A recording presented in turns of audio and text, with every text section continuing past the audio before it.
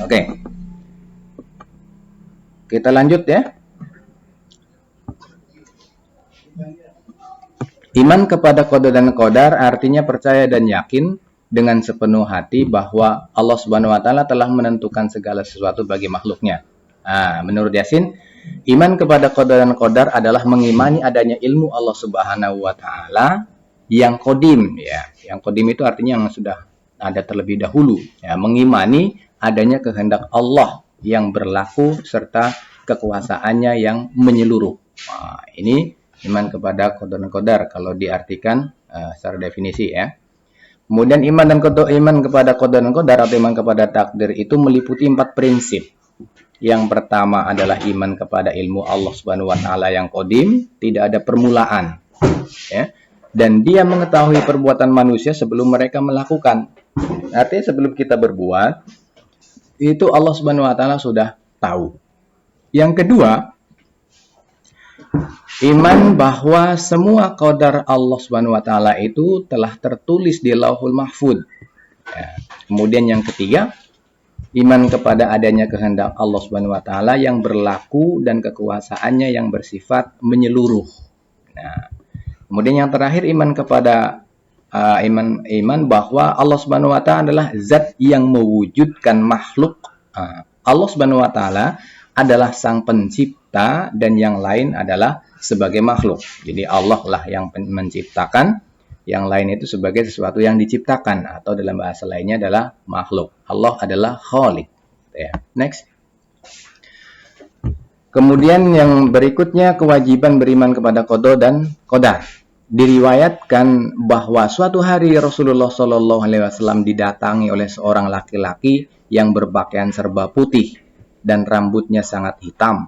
Ya, laki itu bertanya tentang Islam, iman dan ihsan, tentang keimanan. Rasulullah SAW menjawab yang artinya hendaklah engkau beriman kepada Allah Subhanahu Wa Taala, malaikat-malaikatnya, kitab-kitabnya, rasul-rasulnya, hari akhir dan beriman pula kepada qadar ya atau takdir yang baik ataupun yang buruk. Ini hadis riwayat Muslim.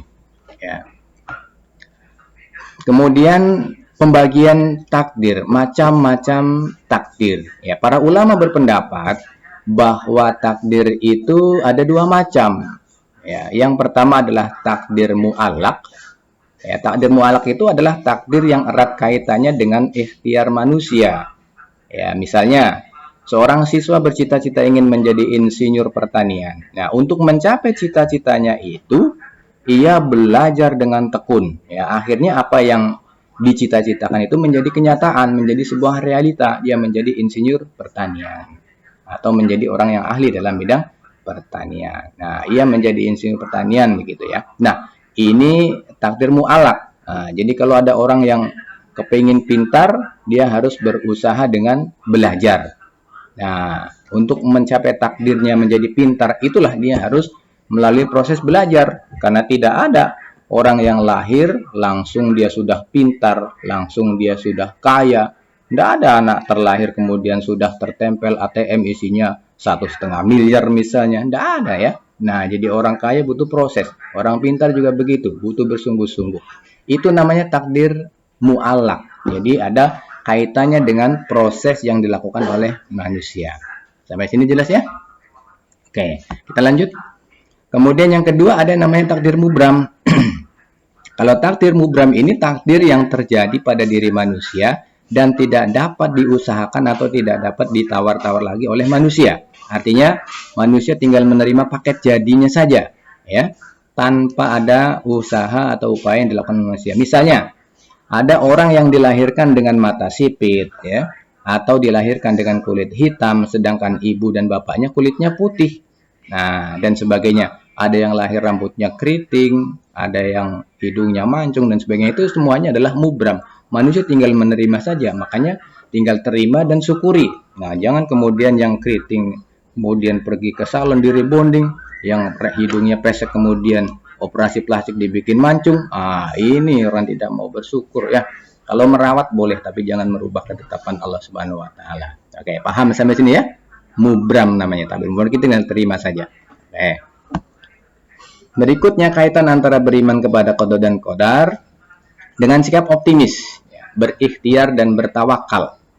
Qada dan qadar atau takdir itu berjalan menurut hukum sunatullah. Nah, artinya keberhasilan hidup seseorang itu sangat tergantung sejalan atau tidaknya dengan sunatullah. Nah, sunatullah adalah hukum-hukum Allah Subhanahu wa taala yang disampaikan untuk umat manusia melalui para rasul yang tercantum di dalam Al-Qur'an, berjalan tetap dan otomatis. Saya ulang, berjalan tetap dan otomatis. Misalnya, malas belajar akan berakibat bodoh.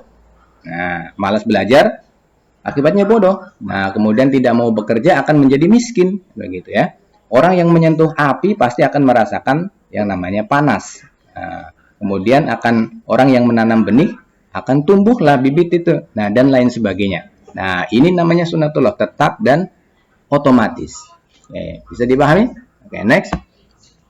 Berkaitan dengan makna beriman kepada qada dan qadar, itu dapat diketahui bahwa nasib manusia itu telah ditentukan Allah Subhanahu wa taala sejak sebelum ia dilahirkan sesungguhnya, ya.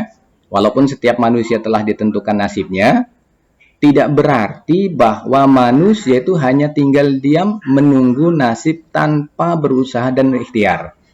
Nah, jadi manusia tetap berkewajiban untuk berusaha, sebab keberhasilan itu tidak datang dengan sendirinya, ya. Keberhasilan itu harus ada ikhtiar, harus ada usaha. Nah, oke ya. Kemudian beriman kepada takdir itu selalu terkait dengan 4 hal, ya, yang selalu berhubungan dan tidak akan bisa dipisahkan. Keempat hal itu adalah sikap optimis terhadap takdir terbaik Allah, kemudian berikhtiar, berdoa, dan tawakal. Yang pertama kita bahas, sikap optimis akan takdir terbaik Allah Subhanahu wa taala. Manusia mempunyai kemampuan terbatas, ya, sesuai dengan ukuran yang diberikan Allah Subhanahu wa taala kepadanya. Di samping itu, manusia berada di bawah hukum-hukum Allah atau hukum kauliyah dan kauniyah. Ya, kauliyah itu firman Allah, kemudian kauniyah itu hukum yang ada di alam ini, ya. Kemudian hanya berbeda dengan makhluk selain manusia, misalnya matahari, bulan, planet lainnya, seluruhnya ditetapkan takdirnya tanpa dapat ditawar-tawar. Nah, ini penjelasan ini kalian bisa dapat di Quran surah Fussilat, ya. Quran surah 41 ayat yang ke-11. Berikutnya, manusia makhluk yang paling sempurna. Oleh karena itu ia diberi kemampuan memilih, bahkan pilihannya itu cukup banyak. Manusia dapat memilih ketentuan atau takdir Allah yang ditetapkan keberhasilan atau kemalangan, kebahagiaan atau kesengsaraan, menjadi orang yang baik atau tidak. Nah, ini sebagaimana dijelaskan dalam Quran surah Al-Kahfi, ya, ayat 29. Ya, hidup ini pilihan, mau menjadi mukmin atau mau menjadi kafir, nah, itu terserah. Nah, namun harus diingat bahwa setiap pilihan yang diambil manusia pada saatnya itu akan dimintai pertanggungjawaban, ya, terhadap pilihannya itu. Nah, karena dilakukan atas kesadaran sendiri. Nah, Allah Subhanahu wa taala berfirman, maka Dia mengilhamkan kepadanya jalan kejahatan dan ketakwaan. Sungguh beruntung orang yang mensucikannya jiwa itu, dan sungguh rugi orang yang mengotorinya. Nah, ini Quran surah Asy-Syams, ya, ayat 8 sampai 10.